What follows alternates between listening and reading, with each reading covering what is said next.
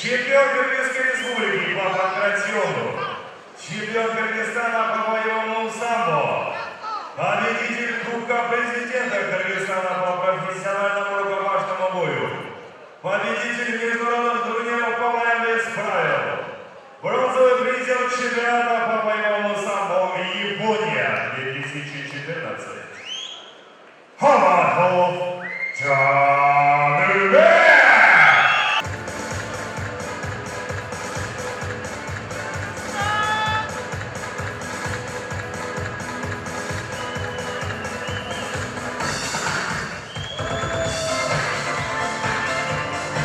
Его соперник, весовая категория 84 килограмм.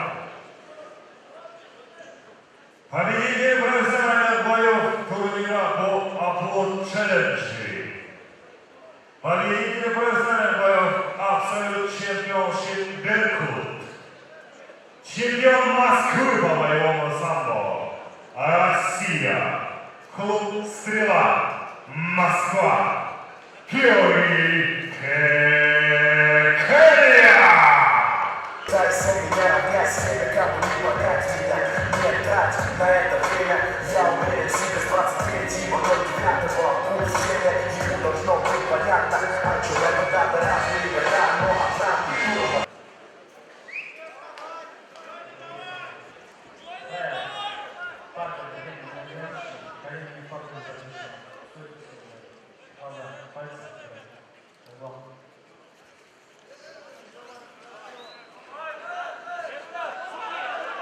Первый раунд!